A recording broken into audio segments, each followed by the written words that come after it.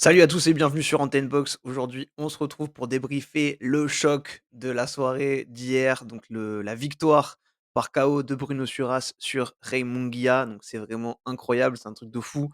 Je pense que personne ne l'avait vu venir, hein, ou en tout cas, enfin peut-être son coin, mais au-delà de ça, dans le monde de la boxe, c'était compliqué. On avait fait un sujet, avec Rob, enfin on en avait parlé en tout cas dans l'émission Le Café de la boxe, donc je pourrais vous mettre en description le lien si vous voulez, revoir. Mais au moment de l'annonce, on en avait discuté. C'est vrai que c'était dur de se faire un avis parce que, moi Suras, je le suis pour le coup parce que comme moi, il est de Marseille, qu'il a étudié à la même fac que moi, donc j'ai un affect un peu particulier pour ce boxeur. Mais, il y avait pas beaucoup d'infos et ben, légitimement, c'était compliqué de se dire qu'il allait faire quelque chose, contre Munguia dans ce type de soirée. Ça sentait un peu le coup fourré. C'était cool pour lui parce qu'il y avait moyen de choper une belle bourse, mais c'est vrai que voilà, on se disait, au Mexique, dans la soirée de Munguia, organisée par le promoteur de Munguia, en super moyen, alors que Bruno Suras à la base, c'est un moyen. Surtout voilà, l'affiche elle était belle parce que, Bruno Suras, il était invaincu à ce moment-là, mais il avait un petit ratio de KO. Je crois il avait que 4 KO, en carrière avant le combat contre Munguia. Donc c'était le piège parfait parce que, ben, c'était très difficile de se dire qu'il pourrait gagner une décision au Mexique. Donc voilà, ça faisait une belle fiche, ça faisait une belle affiche, malgré que le fait que, Bruno Suras soit assez inconnu et c'était un combat qui pouvait sembler un peu sans danger pour Munguia et ben, la preuve, aucun adversaire, est à prendre à la légère en boxe. C'est toujours dangereux et voilà, ce qui est super, c'est que Suras, il a vraiment réussi à dépasser tous les obstacles qui pouvaient se mettre en travers de sa route, tout ce qui faisait que c'était potentiellement, voire, quasiment certainement impossible. Moi, j'en ai discuté pas mal et je salue du coup, ben, Florent, qui avait la chaîne Over Boxing, donc coach Shakib sur Instagram si vous voulez le suivre. On a discuté un peu parce que lui, il le connaît bien Bruno Suras, donc je lui demandais un peu: «Ben, toi, tu en penses quoi? Comment il peut le gérer?» Et lui, il me disait justement, ben, le fait que ce soit en super moyen, il disait que c'était pas vraiment, grave parce que ça faisait longtemps qu'il était en moyen.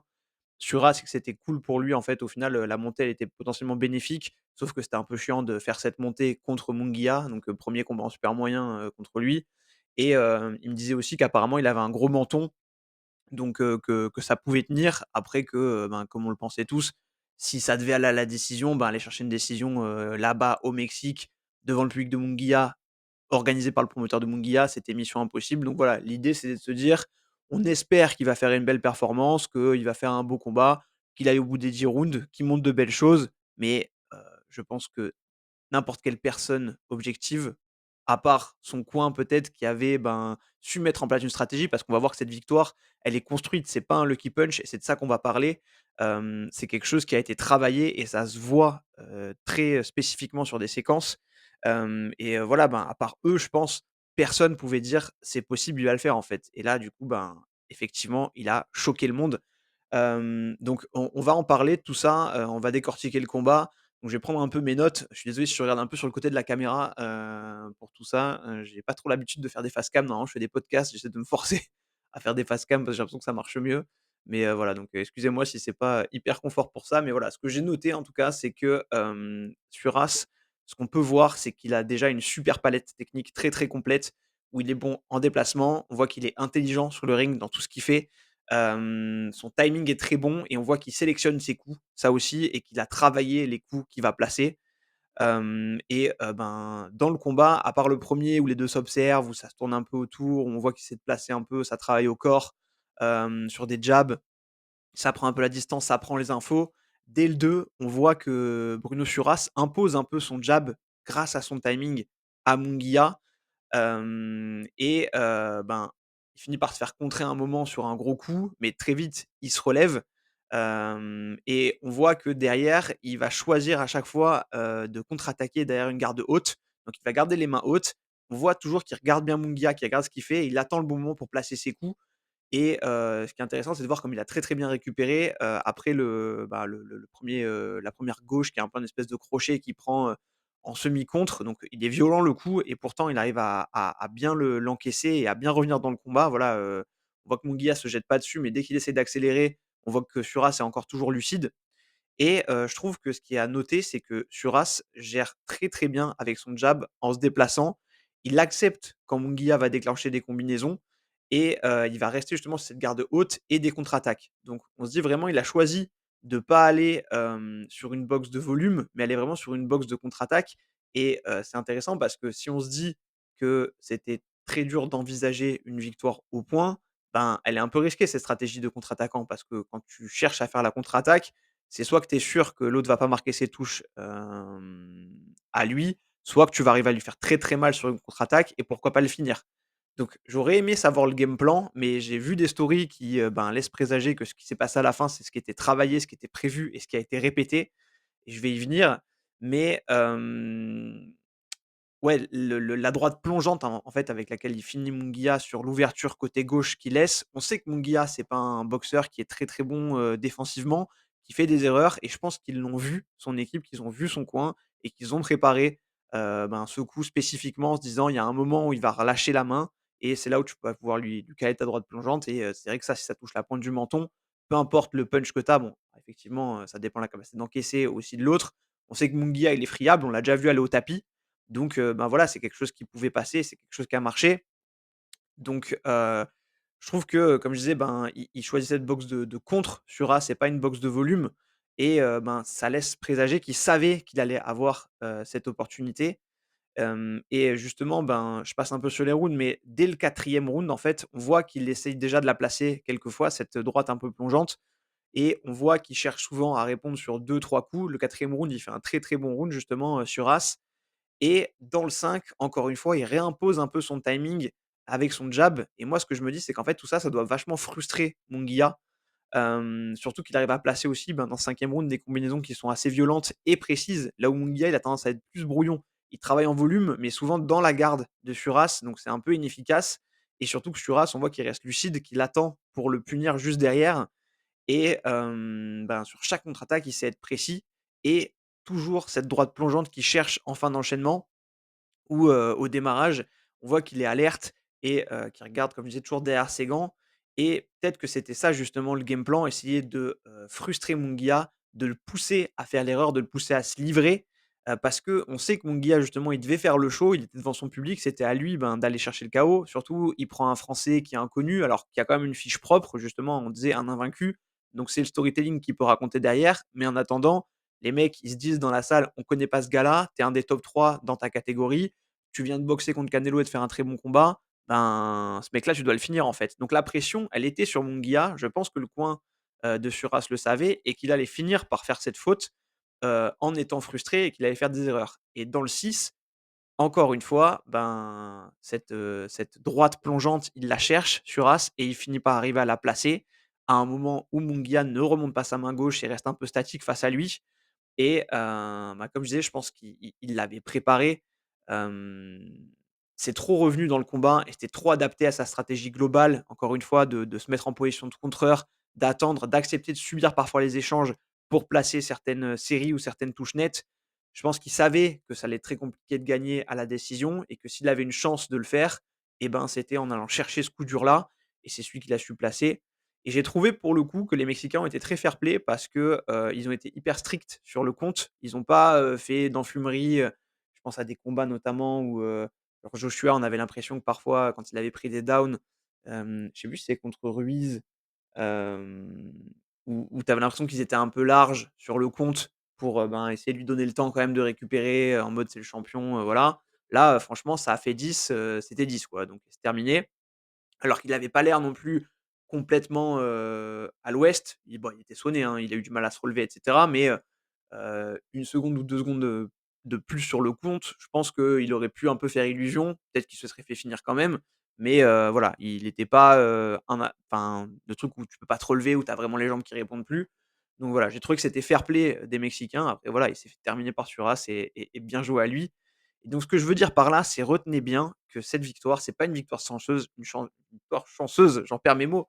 C'est pas un lucky punch, c'est une victoire qui a été construite, qui a été maîtrisée techniquement et tactiquement et c'est ça qu'il faut dire de Bruno Suras, c'est cet hommage-là qu'il faut lui faire. Il y est allé, ben, avec une grosse paire de cojones comme on dit là-bas. Il a mis en place son game plan, il s'est tenu à ça malgré la pression, malgré voilà, c'est une chance dans une vie d'affronter un boxeur comme ça, et on va en parler aussi et il a su répondre présent, il a su trouver la faille et franchement, on peut juste lui dire, bravo mec, félicitations quoi. Donc voilà, je suis hyper content, et ça arrive, pas souvent, pour des boxeurs français, donc vraiment on peut être ému, on peut être fier de lui. En plus, comme je disais, voilà, il est marseillais, donc moi, je bois du petit lait depuis ce matin, voilà, et en plus c'est mon anniversaire, donc il m'a fait un très, très beau cadeau, voilà. Merci Bruno Suras, merci pour tout. Et ce que je voulais dire aussi, c'est ce qui est intéressant, c'est de voir comme il a réussi à créer le doute un peu chez Munguia, parce qu'on voit que, ben, il était un peu en perte de repères, en perte de lucidité, et il y a plein de choses qui peuvent l'expliquer. Ben, le fait déjà que Suras réussisse à imposer son timing à lui. Dans le 2, il y arrive un peu avant de se prendre un knockdown. Il y arrive aussi pas mal dans le 5 où il remet un peu la prise d'initiative avec son jab. On voit qu'il est plus rapide et qu'il arrive bien toujours à timer, à maîtriser, à se placer aussi, à se positionner pour, ben, être le premier à déclencher au moment où il voit que Munguia veut avancer ou veut mettre une frappe. On voit aussi que Munguia, de son côté, il a du mal à trouver des ouvertures sur les combinaisons. Quand il combine, bah, en fait, c'est beaucoup dans la garde de Suras. Là où Suras, dès qu'il contre-attaque, boum, ça touche, c'est précis et ça fait mal. Et en fait, il y a aussi ce truc de se dire: «C'est difficile à gérer quand c'est plus dur que ce que tu avais prévu». Peut-être que Munguia, il s'est dit: «Vas-y, c'est ma soirée, c'est tranquille, j'ai un boxeur un peu inconnu, ça va bien se passer», et en fait, quand il se rend compte que ça se passe pas comme il veut, qu'il est pris sur son timing, qu'il a du mal à mettre des touches nettes, que, ben, Suras récupère bien après le knockdown, que lui, il arrive à le toucher, et ben, il y a des moments où on le sent un peu, en galère de solution, essayer d'y aller à la bagarre, enfin, pas vraiment à la bagarre, mais, à se dire: «Allez, je vais remettre du volume, je vais frapper fort», et en fait, ça passe pas non plus. Et il y avait aussi cette pression peut-être d'être main event, ben, qui fait que quand les rounds avancent et que tu arrives pas à créer la différence, et ben, ça devient vite un poids, en fait, pour toi, et c'est ce qu'a très bien su utiliser Bruno Suras et ben, tout le coin de Suras. Après, il y a la question, hein, est-ce que Munguia a sous-estimé Bruno Suras? Est-ce qu'il l'a pris de haut? Est-ce qu'il l'a pris à la légère versus son ratio de KO en se disant: «Ben, il arrivera pas à me faire mal», ou ben, pareil en se disant, voilà, c'est pas un mec connu, plus le poids, en se disant: «Je le fais monter en super moyen», alors que c'est un moyen, et ça se voyait, hein, physiquement aussi, hein. Quand on voit la pesée, Munguia, il est tracé, Suras, ben, il y a pas, abdos apparents et tout, on voit qu'il a un peu poussé la montée en poids à ce moment-là. Et au final, ben, c'est le promoteur de Munguia qui doit bien avoir les boules, hein, mais voilà, c'est comme ça, c'est le jeu. Et la question qu'il faut se poser maintenant, c'est, ben, qu'est-ce que c'est la suite? Est-ce que c'est Canelo pour Bruno Suras? Alors non, forcément, je déconne, ça me semble assez improbable, mais faut se dire, en fait, que maintenant, quelque part, le plus dur commence parce que, la surprise qu'il a créée contre Munguia, ben, les autres vont un peu s'y attendre maintenant. Ils seront plus vigilants, ils feront attention parce que, ben, c'est le genre de truc qui va marquer. Les images, elles vont tourner en boucle et ben, tout le monde va entendre parler de Bruno Suras dans les prochaines semaines. Voilà, parce qu'il a clairement choqué le monde, hein, il faut le dire. Je pense que c'est un des plus gros upsets de l'année, hein. On est bientôt à la fin de l'année. Je vois pas un upset plus gros aujourd'hui que celui-là. Un mec, inconnu du grand public qui vient taper un top 3 super moyen, donc voilà, c'est assez fou. Je pense que le plus logique, c'est, que ça s'oriente vers une revanche immédiate contre Munguia. Il va vouloir laver l'affront. Je pense que ce sera encore une plus belle bourse pour Bruno Suras et peut-être un moyen de confirmer. Donc voilà, je pense que c'est le scénario vers lequel on s'oriente le plus, facilement.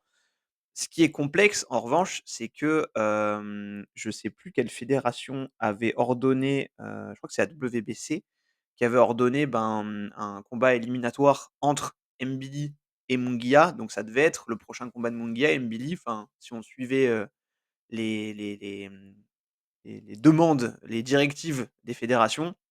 Après, on sait que tout le monde s'arrange un peu comme il veut, mais voilà, en tout cas, c'était un combat qui devait être, ben, le prochain à organiser, et ça vient un peu foutre tous les plans en l'air, et ça fout les plans de Mbili quelque part un peu en l'air, et c'est ça qui est particulier, c'est que moi, je suis hyper, content, l'émotion elle est énorme d'avoir vu Suras surgir de nulle part et battre Munguia, mais ça pointe quand même du doigt un très gros dysfonctionnement dans la boxe, un des dysfonctionnements majeurs d'ailleurs. C'est qu'au final, ben, Mbili, ça fait des années qu'il bataille, qu'il prend plein de boxeurs, qu'il monte progressivement les échelons. Là, il a boxé contre Derevianchenko, et ben, Munguia, c'était le truc où tout le monde faisait le pressing pour que Munguia accepte de combattre Mbili malgré son manque de reconnaissance internationale qui est en train de grandir, mais voilà. Mais c'était presque, un peu, comment dire? Incroyable si Munguia finissait par dire oui. Si on voyait l'affiche Mbidi Munguia, tout le monde se disait: «Oh là là, incroyable, ça y est, enfin». Au final, il l'a pris sur As parce qu'il pensait que c'était, ben, une proie facile, la victime idéale, et ben, au final, ben, Suras le bat. et on se rend compte que c'est peut-être Mbili qui aurait dû avoir cette chance malgré tout ce qu'il a construit et que, ben, ça semblait improbable pour tout le monde qu'il ait Munguia, alors qu'en fait, ben, ça aurait dû être une suite logique et là, ça rebat complètement les cartes parce qu'aujourd'hui, ben, celui qui est en tête de ligne, c'est Thuras qui vient de le battre et Mbili, ben, faut se demander comment il va trouver un moyen de détourner maintenant pour continuer sa progression et ben, pour, surmonter ce nouveau Français qui sort de l'ombre. Donc c'est cool, hein, ça nous fait des problèmes de riches parce que dans la KT maintenant, on a, Kevin Lelesadjo, on a Christian Mbili, on a Bruno Suras. Alors, est-ce que, ils pourraient se boxer entre eux?